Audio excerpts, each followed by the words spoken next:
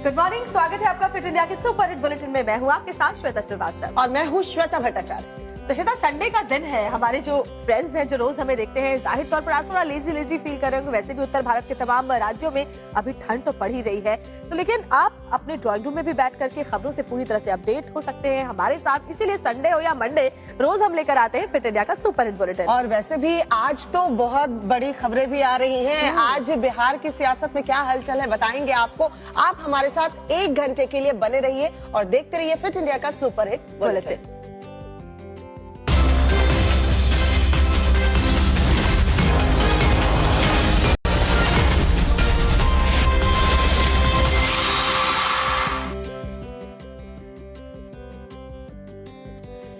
तो चलिए, जैसा कि हमने बताया था कि आज बिहार से बहुत बड़ी खबर मिलने वाली है। श्वेता, नीतीश कुमार आज इस्तीफा दे सकते हैं। सूत्रों के हवाले से खबर मिल रही है कि 10 बजे नीतीश कुमार जो है राज्यपाल को अपना इस्तीफा सौंप सकते हैं। और इसके अलावा आज ही शपथ ग्रहण भी हो सकता है। जरा सोचिए कि नीतीश कुमार, मुझे लगता है कि पूरे कार्यकाल के दौरान ये तीसरी बार होगा जब मुख्यमंत्री पद की वो शपथ लेंगे। और अब आरजेडी का दामन उन्होंने छोड़ दिया है। बीजेपी के साथ मिलकर बिहार में वो सरकार बनाने जा रहे हैं। 10 बजे वो इस्तीफा देंगे और उसके बाद आज ही उनका शपथ ग्रहण भी हो सकता है। बिहार की सियासत से जुड़ी हुई ये बहुत बड़ी खबर। बिल्कुल, बिहार में सियासी हलचल पिछले दिनों से तेज थी और आज कह सकते हैं रविवार का दिन काफी अहम होने वाला है बिहार की सियासत में, क्योंकि आज एक बार फिर से नीतीश कुमार इस्तीफा तो सौंपेंगे राज्यपाल को, लेकिन शपथ ग्रहण भी उनका हो सकता है। लेकिन इस बार जब सरकार बनेगी तो बीजेपी और जेडीयू की सरकार रहेगी, यानी महागठबंधन की सरकार पर विराम लग जाएगा। इसके अलावा जो और भी अपडेट्स है, सुबह 9 बजे बीजेपी की एक बड़ी बैठक होनी है। सुबह 10 बजे जेडीयू विधायकों की बैठक होगी। वहीं सुबह 11 बजे कांग्रेस की पूर्णिया में बैठक होने वाली है। तो आज का दिन बेहद अहम है। नीतीश जिसके लिए जाने जाते हैं, फिर वही करने जा रहे हैं। पट शपथ की भी उनकी तैयारी है, यानी कि झटपट इस्तीफा देंगे और उसके बाद शपथ भी ले लेंगे।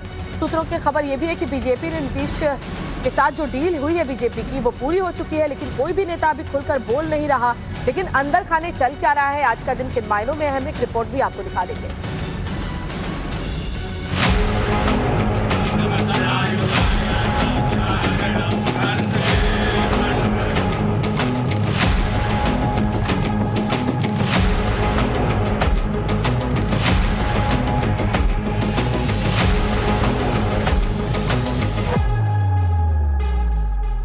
बिहार की राजनीति का आज सुपर संडे है। जो अब तक कयास लगाए जा रहे थे उस पर बस फाइनल मुहर भर लगनी है। बिहार में नीतीश लालू के गठबंधन यानी जेडीयू आरजेडी के गठबंधन के टूटने का ऐलान होना भर बाकी है। खबर तो यहाँ तक है कि अगली सरकार को लेकर फॉर्मूला भी सेट हो चुका है। कहा जा रहा है कि नीतीश कुमार आज सुबह 10 बजे राज्यपाल को अपना इस्तीफा सौंपेंगे। साथ ही वो नई सरकार बनाने का दावा भी पेश करेंगे। खबर ये भी है कि आज शाम ही नीतीश कुमार फिर से सीएम पद की शपथ भी ले सकते हैं। लेकिन बीजेपी कुछ भी कहने से बचती नजर आ रही है। बीजेपी भले ही अपने पत्ते न खोल रही हो, लेकिन अंदर की खबर यही है कि नीतीश के साथ डील फाइनल हो चुकी है। सुबह 9 बजे बिहार बीजेपी की बड़ी बैठक है। उसके 1 घंटे बाद यानी सुबह 10 बजे जेडीयू विधायक दल की बैठक होगी और 11 बजे पूर्णिया में कांग्रेस विधायक दल की मीटिंग है। इससे आप समझ सकते हैं कि बिहार की राजनीति में 2 धाकड़ समाजवादियों की लड़ाई दिलचस्प मोड़ पर आकर खड़ी हो गई है। नीतीश के बारे में ये बात स्थापित है कि वो एक पद तभी छोड़ते हैं जब उनके हाथ में दूसरा पद रहता है। बिहार की सियासत में आज का दिन बेहद अहम है। वैसे श्वेता, नीतीश कुमार के बारे में ये कहा ही जाता है कि वो इस मामले को लेकर के बड़े पर्टिकुलर, अपनी कुर्सी को लेकर के, जब तक कुर्सी का इंतजाम हो नहीं जाता दूसरी कुर्सी का, तब तक पहली कुर्सी वो छोड़ते नहीं है। लेकिन इस बार तेजस्वी कह रहे हैं कि इस बार बड़ा खेला होने वाला है। तो क्या नीतीश बाबू का दाव उल्टा पड़ने वाला है? क्योंकि देखिए, कोई भी कुछ कहने को तैयार नहीं है। देखिए जरा तेजस्वी ऐसा क्यों कह रहे हैं।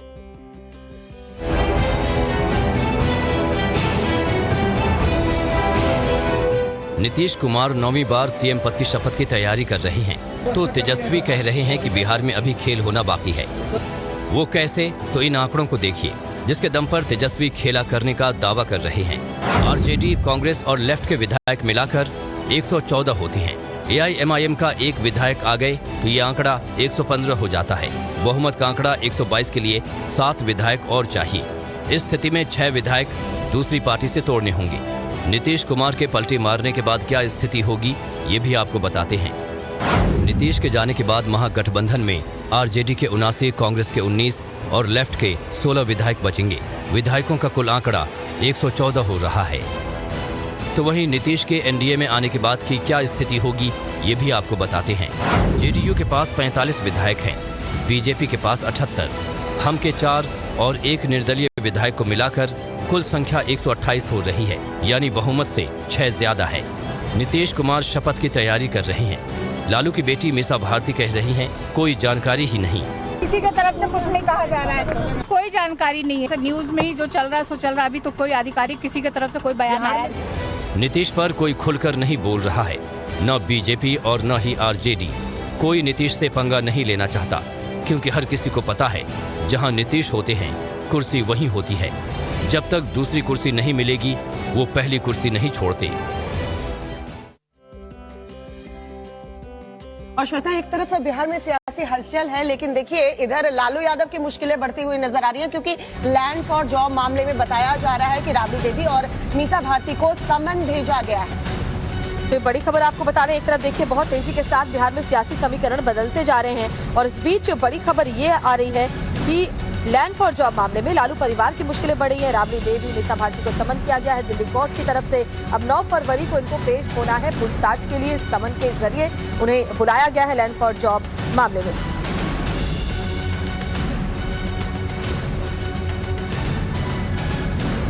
और एक और बड़ी खबर पश्चिम बंगाल से आई है, जहां पर उत्तर 24 परगना में आग का विकराल रूप देखने को मिला है। बताया जा रहा है टीटागढ़ इलाका, जहां पर एक फैक्ट्री में ये भीषण आग लग गई। दूर से ही आग की लपटें जो हैं वो देखी जा सकती थी। क्या कौन सी ये फैक्ट्री थी जिसमें आग लगी तो किस वजह से लगी, सब कुछ आपको दिखाते हैं इस रिपोर्ट में। पश्चिम बंगाल के टीटागढ़ में आग का तांडव देखने को मिला। उत्तर 24 परगना के टीटागढ़ इलाके में एक रेलवे वैगन फैक्ट्री में भीषण आग लग गई। देखते ही देखते आग ने विकराल रूप ले लिया। आग की लपटें और काले धुएं का गुबार दूर से ही आसमान में उड़ता दिखाई दिया। रेलवे फैक्ट्री में रखा सामान जलकर खाक हो गया। आसपास खड़े कई ट्रक भी आग की चपेट में आ गए। आग लगने की सूचना मिलते ही दमकल की कई गाड़ियां मौके पर पहुंची और आग बुझाने का सिलसिला शुरू हुआ। आग इतनी भीषण थी कि उसे काबू करने में दमकल विभाग को काफी मशक्कत करनी पड़ी। करीब 4 घंटे बाद आग पर काबू पाया जा सका। आग लगने से लाखों का सामान जलकर राख हो गया। हालांकि आग कैसे लगी अभी तक इसकी वजहों का पता नहीं चल सका है। गनीमत की बात ये रही कि इस आग की चपेट में कोई नहीं आया, वरना बड़ा हादसा हो सकता था। और एक बड़ी खबर जम्मू कश्मीर के कुपवाड़ा से मिल रही है, जहां बताया जा रहा है 5 आतंकियों के मददगार को गिरफ्तार किया गया है। उनके पास से भारी मात्रा में गोला बारूद भी बरामद हुए हैं। आतंकियों तक हथियार पहुंचाने का काम ये करते थे। ये बड़ी खबर जम्मू कश्मीर के कुपवाड़ा से, जहां 5 ऐसे लोग जो आतंकियों की मदद कर रहे थे उन्हें गिरफ्तार किया गया है। पुलिस को जब ये खबर मिली, सेना के जवानों को जब ये इनपुट मिला कि ये लोग आतंकियों के मददगार थे, तब उनको पकड़ा गया है। उनसे पूछताछ की जा रही है।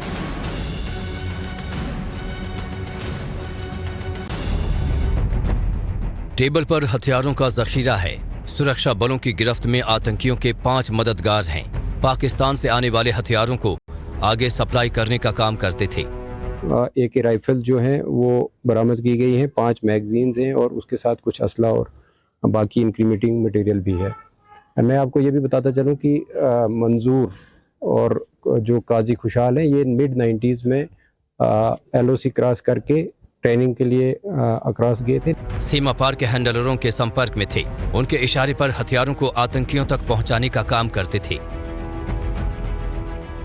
तस्वीरों में आप देख सकते हैं 5 AK rifle, magazine, round, pistol जैसे कई घातक हथियार हैं। पकड़े गए इन आतंकियों के मददगारों की पहचान खुर्शीद अहमद, मुदस्सर शफीफ, गुलाम सरवर और काजी फजल के रूप में हुई है। आतंकियों के ये मददगार पैसे लेकर बॉर्डर से हथियारों को आगे आतंकियों तक पहुंचाते थे। इनके तार कहां से जुड़े हैं और किन किन रास्तों से हथियार सप्लाई करते थे, इसकी भी जांच की जा रही है। और एक बड़ी खबर आपको बताते हैं, हरियाणा के जींद में केजरीवाल के खिलाफ पोस्टर लगाए गए हैं। पोस्टर्स में लिखा गया SYL हरियाणा का गद्दार अरविंद केजरीवाल। सतलुज यमुना लिंक को लेकर के अरविंद केजरीवाल पर सवाल उठाए गए हैं। ये उस वक्त हुआ है जब जींद में केजरीवाल की रैली होने वाली है। रैली से केजरीवाल हरियाणा में चुनाव प्रचार का आगाज करने जा रहे थे। ये पोस्टर किस संगठन ने लगाए हैं, इस बारे में अभी कोई पुष्टि नहीं हुई है। अब देखना होगा कि SYL मुद्दे पर आम आदमी पार्टी कैसे अपना बचाव कर पाती है। तो बड़ी खबर चीन में केजरीवाल के खिलाफ देखिए किस तरीके से पोस्टर चस्पा किए गए हैं। पोस्टर में लिखा गया है SYL हरियाणा का गद्दार अरविंद केजरीवाल। तो आज आम आदमी पार्टी की वहां पर रैली भी होने वाली है, लेकिन उससे पहले केजरीवाल के खिलाफ ये पोस्टर लगा दिए गए हैं।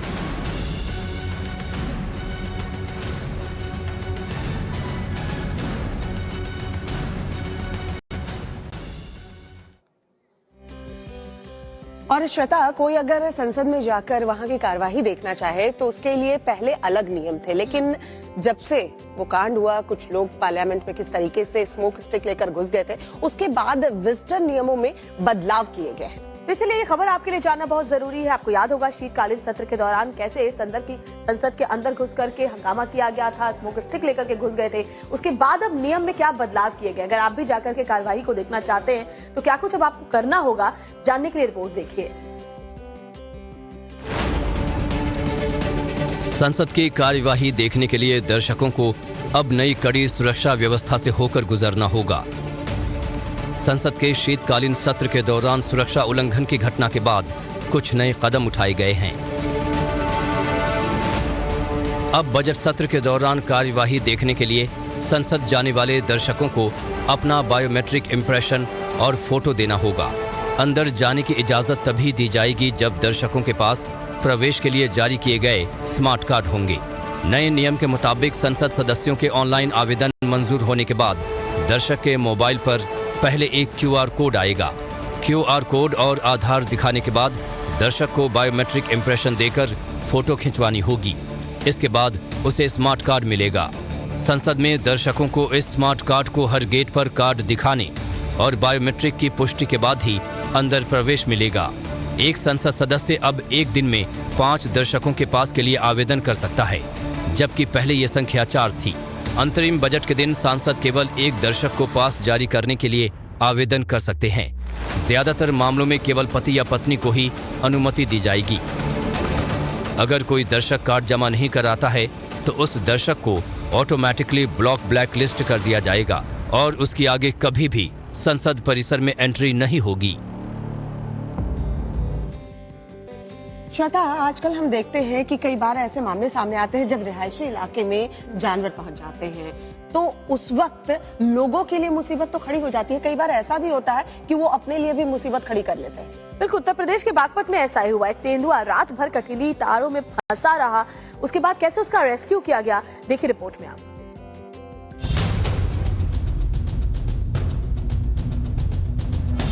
यूपी के बागपत में एक तेंदुए को वन विभाग की टीम ने काबू कर लिया। ये तेंदुआ शुक्रवार देर रात खेतों में लगे कंटीले तारों में फंस गया था। शनिवार सुबह जब लोगों ने तेंदुए को देखा तो गांव में सनसनी फैल गई। लोगों ने फॉरेस्ट टीम को मामले की जानकारी दी। वन विभाग की टीम मौके पर पहुंची, लेकिन जरूरी उपकरण नहीं होने के चलते काफी देर तक टीम के लोग बेबस खड़े रहे, जिसके चलते तेंदुए के रेस्क्यू ऑपरेशन में काफी देर लग गई। जाल काटने का कटर, तेंदुए को बेहोश करने का इंजेक्शन तक टीम के पास नहीं था। वहीं तेंदुआ को देखने के लिए बड़ी संख्या में ग्रामीण मौके पर पहुंच गए। तेंदुए का पैर कंटीले तार में फंस गया था, जिसके चलते तेंदुआ लहूलुहान हो गया। कभी संत नगर रेंज से तो कभी बरनावा से संसाधन मंगाने के लिए कर्मचारी भेजे गए। तेंदुआ घंटों तक घायल हालत में छटपटाता रहा। आखिरकार घंटों की कड़ी मशक्कत के बाद तेंदुए को बाहर निकाला जा सका। फिलहाल घायल तेंदुए का इलाज किया जा रहा है। इसके बाद ही फैसला लिया जाएगा कि तेंदुए को किस रेंज में छोड़ा जाएगा।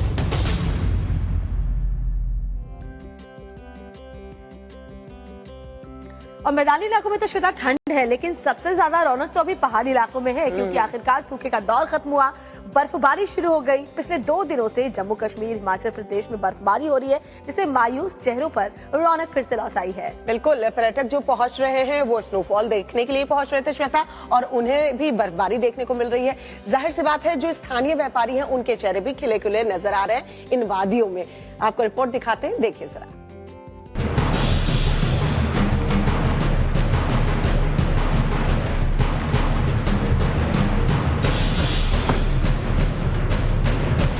कश्मीर और हिमाचल प्रदेश के पहाड़ों पर बर्फबारी का दौर जारी है। लंबे वक्त से स्थानीय लोग और पर्यटक बर्फबारी का बेसब्री से इंतजार कर रहे थे।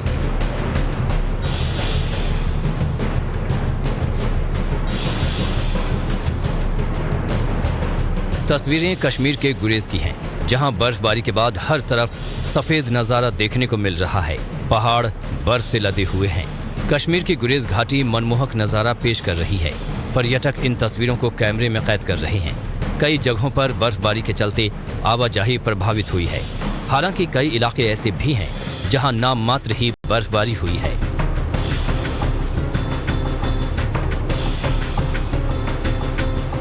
लंबे इंतजार के बाद गुलमर्ग भी बर्फ की सफेद चादर से ढका नजर आया। वहीं सोनमर्ग, जोजिला दर्रा, सिंथन दर्रा सहित ऊंचाई वाले इलाकों में हल्की बर्फबारी का दौर जारी है। मौसम विभाग के मुताबिक पहाड़ों पर हो रही बर्फबारी के बाद मैदानी इलाकों में ठिठुरन बढ़ सकती है। जम्मू कश्मीर में ऊंचाई वाले इलाकों में बर्फबारी हो रही है। तस्वीरें गुलमर्ग की हैं, जहां भारी बर्फबारी का दौर जारी है। पहाड़ों पर हर तरफ बर्फ की सफेद चादर बिछ गई है। जोरदार बर्फबारी से सड़कों पर कई फीट बर्फ जम गई है, जिसकी वजह से दूर दराज इलाकों में वाहनों की आवाजाही ठप हो गई। बर्फबारी के बाद गुलमर्ग में पारा -3.7 के नीचे पहुंच गया है। हालांकि बर्फबारी से स्थानीय लोग काफी खुश नजर आ रहे हैं। स्नोफॉल नहीं होने से घाटी में सूखे जैसी स्थिति बनती जा रही थी। सैलानी भी कम आ रहे थे और सेब की बागवानी पर भी बुरा असर। बिहार की सियासत से जुड़ी इस वक्त बड़ी खबर जो मिल रही है कि नीतीश कुमार ने राज्यपाल से मिलने का वक्त मांगा है। सूत्रों के हवाले से यह खबर मिल रही है, क्योंकि यह भी खबर है कि 10 बजे आज इस्तीफा जो है नीतीश कुमार सौंप सकते हैं। तो राज्यपाल से अभी मिलने के लिए नीतीश कुमार ने वक्त मांगा है। तो राज्यपाल से मिलकर के इस्तीफा सौंप सकते हैं मुख्यमंत्री नीतीश कुमार, और उसके बाद ये भी संभावित है कि वो आज ही सीएम पद की फिर से बीजेपी के साथ मिलकर के शपथ भी ले लें। संख्या बल का दावा वो कर रहे हैं, हालांकि खुलकर बोलने को इस पर तैयार नहीं है। लेकिन बड़ी खबर आपको बताएं कि आज वो इस्तीफा दे सकते हैं। शाम 4 बजे हो सकता है बिहार में नई सरकार का शपथ ग्रहण, और ये बड़ी जानकारी इस वक्त मिल रही है। सुबह 10 बजे जेडीयू विधायक दल की बैठक भी इसको लेकर बुलाई गई है। तो आज राज्यपाल से मिलने का उन्होंने वक्त मांग लिया है। आज इस्तीफा देंगे और शाम 4 बजे बिहार में नई सरकार का शपथ ग्रहण भी हो सकता है।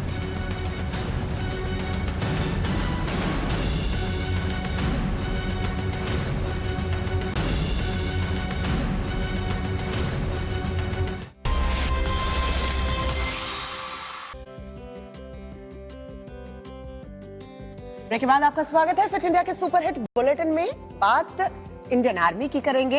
श्वेता, जब बात हमारे भारतीय जवानों की होती है तो दिल तो वैसे ही बहुत खुश हो जाता है, और इस बार तो राजस्थान के रेगिस्तान में भारतीय सेना और सऊदी अरब की सेना जो है संयुक्त युद्धाभ्यास जो है वो करने जा रही है। और पूरी दुनिया की नजर इस जॉइंट एक्सरसाइज पर है, और पाकिस्तान के होश क्यों फाख्ता है वो आपको दिखा देते हैं इस रिपोर्ट में।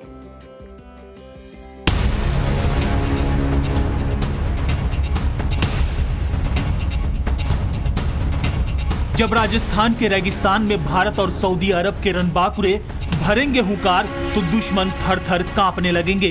जी हां, राजस्थान के थार मरुस्थल में भारत और यूएई की सेना के बीच साझा युद्धाभ्यास होने जा रहा है। 29 जनवरी से 10 फरवरी तक चलने वाले इस ज्वाइंट मिलिट्री एक्सरसाइज में भारत और सऊदी अरब की सेना दमखम दिखाएगी। डेजर्ट साइक्लोन 2024 के लिए दोनों देशों की टुकड़ी राजस्थान के मरुस्थल में पहुंच चुकी है। भारत यूएई संयुक्त युद्धाभ्यास ऐसे समय में हो रहा है जब मिडिल ईस्ट में इजराइल और फिलिस्तीन के बीच जंग चल रही है। ऐसे में दुनिया भर की निगाहें इस मिलिट्री एक्सरसाइज पर टिकी हैं। खासकर पाकिस्तान के होश उड़े हुए हैं।